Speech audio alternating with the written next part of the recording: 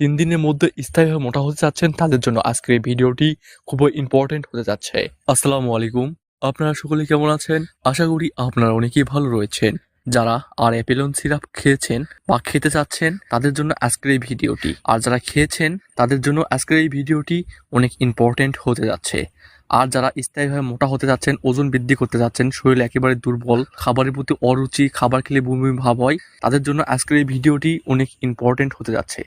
আপনারা সম্পূর্ণ ভিডিওটি অবশ্যই দেখবেন এবং যারা জানতে চাচ্ছেন মোটা হওয়ার জন্য বা ওজন বাড়ানোর জন্য ভালো কোনো সিরাপ আছে কি নাই, তো তাদের জন্য আজকের এই ভিডিওটি খুবই ইম্পর্টেন্ট হতে যাচ্ছে।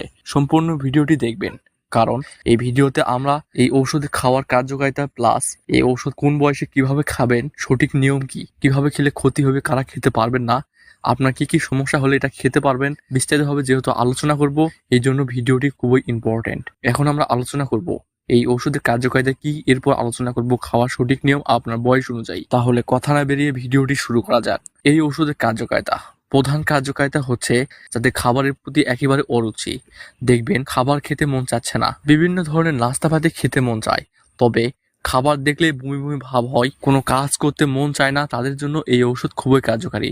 এছাড়াও আরো বিভিন্ন ধরনের কার্যকারিতা রয়েছে। এছাড়াও ভিটামিন এ এবং সি রয়েছে এই ঔষধে।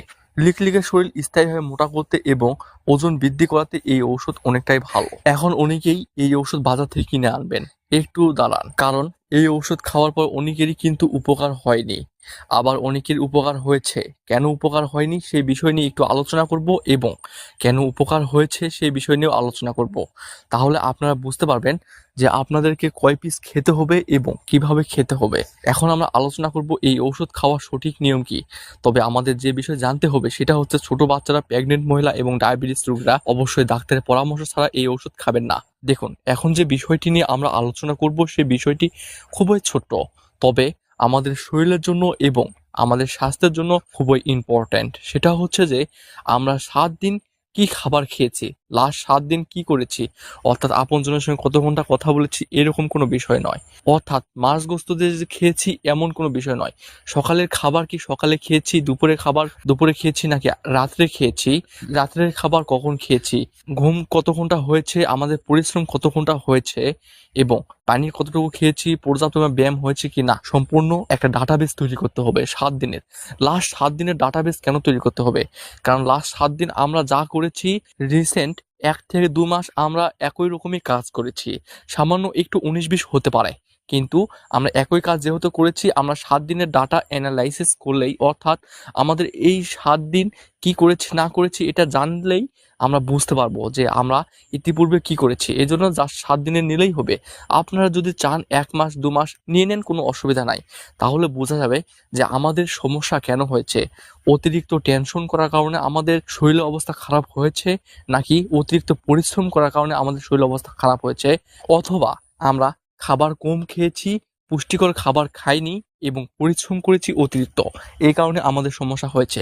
এটা আমরা খুব ভালোভাবে বুঝতে পারবো। এখন কথা হচ্ছে এইটা বুঝে আমাদের কি লাভ। এটা বুঝে আমাদের প্রধান লাভ হচ্ছে আমাদের কেন সমস্যা হয়েছে এটা আমরা জানতে পারবো। এটা জানলে আমাদের সুবিধা হচ্ছে আমরা খুব সহজেই আমাদের এই সমস্যার সমাধান করতে পারবো। যদি আমরা এই সমস্যা না জানি তাহলে অতিরিক্ত ঔষধ খেতে থাকবো এবং বিভিন্ন ধরনের ঔষধ খাওয়ার চেষ্টা করব, বিভিন্ন ধরনের ভুল কাজ করব। সেগুলো করার কারণে দেখা যাবে ঔষধ খাওয়ার পর হিতে বিপরীত হয়ে গেছে। বিশেষজ্ঞ ডাক্তাররা বলেছেন, যদি আপনার বয়স অনুযায়ী ওজন, উচ্চতা, ডায়াবেটিস, প্রেশার স্বাভাবিক থাকে এবং অন্য কোনো রোগ না থাকে, 2 দিন পর পর এই ঔষধ খেতে পারবেন সকালে। আর যদি আপনার ডায়াবেটিস, প্রেশার স্বাভাবিক নেই, অন্য কোনো রোগ আছে, তাহলে অবশ্যই ডাক্তারের পরামর্শ অনুযায়ী এই ঔষধ খেতে হবে। তবে অবশ্যই মনে রাখবেন, অনলাইনে ভাইরাল হয়েছে, আপনার আপনজন খেয়েছে, অনেকেই খাচ্ছে, আপনাকে খেতে বলেছে আপনার শরীরের অবস্থা দেখে, তাহলে কিন্তু আপনারা সেই ঔষধ খাওয়ার চেষ্টা করবেন না। কারণ তারা তাদের সমস্যা অনুযায়ী ডাক্তারের কাছে গিয়েছে, ডাক্তার বলেছে এই সমস্যা হয়েছে, তারা পরামর্শ করে তাদেরকে ডাক্তার এই ওষুধ সবচেয়ে ভালো হবে এই জন্য দিয়েছে, তো তারা খেয়েছে, তাদের ভালো হয়েছে। তো আপনারা এখন তাদের কথা শুনে যদি নিজে থেকে ওষুধ খান, আপনাদের সমস্যা যদি একই না হয়, আচ্ছা যদি একই হয় এর পাশাপাশি তাদের কোনো সমস্যা নেই বা ছিল, আপনার যদি সেরকম না হয় তাহলে কিন্তু হিতে বিপরীত হবে। এই জন্য আপনারা অবশ্যই যে কোনো ভিটামিন ওষুধ খাওয়ার পূর্বে একজন লাইসেন্স পাওয়া ডাক্তারের নিকট যাবেন। সবচেয়ে ভালো বিষয় হচ্ছে এগুলা কোনো প্রকার মোটা হওয়ার যে সকল ঔষধ রয়েছে সে সকল প্রোডাক্ট নয় বা ঔষধ নয়। যে সকল ঔষধ খেলে আপনাদের শরীরের পানি জমে রাখবে এরকম কোনো ঔষধ নয়। তো এই জন্য আপনারা অবশ্যই এই সকল ঔষধ খেতে পারেন। শুধু এই ভিটামিনই নয়, যে কোনো ওটিসি ভিটামিন যে সকল ঔষধ রয়েছে ডিজিডি থেকে নিবন্ধিত সে সকল ঔষধ আপনারা অবশ্যই ডাক্তারের পরামর্শ অনুযায়ী যে কোনো একটি খেলেই আপনাদের এই সমস্যার সমাধান হয়ে যাবে। তবে অবশ্যই মনে রাখবেন যে সকল মোটা হওয়ার প্রোডাক্ট রয়েছে শুধুমাত্র খেলে আপনার ওজন বৃদ্ধি করবে, ফুলে তুলবে, পানি জমে ভিতরে, সেই সকল প্রোডাক্ট খেলে আপনাদের কিন্তু কিডনি, হার্ট, এমনকি মাথা ইত্যাদি ইত্যাদি মৃত্যুর ঝুঁকি রয়েছে। তো এই জন্য আপনারা অবশ্যই সে সকল প্রোডাক্ট খাওয়াতে বিরত থাকবেন এবং অতিরিক্ত এই ঔষধও খাবেন না। অতিরিক্ত যে কোনো ওষুধই হোক না কেন খেলে কিন্তু মারাত্মক ক্ষতি হবে, এমনকি মৃত্যুর ঝুঁকি রয়েছে। তবে অবশ্যই মনে রাখবেন 3 দিন, 4 দিন, 7 দিনের মধ্যে স্থায়ী হয়ে মোটা হওয়ার জন্য কোনো প্রকার ঔষধ নেই, কোনো প্রকার ভালো কোনো উপায় নেই। যে সকল উপায় রয়েছে তা শরীরের জন্য ক্ষতিকর।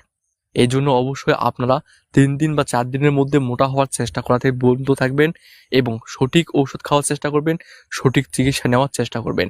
আপনারা সকলে ভালো থাকুন। মেডি ওষুধ চ্যানেল পক্ষ থেকে আসসালামু আলাইকুম ওয়া রাহমাতুল্লাহ।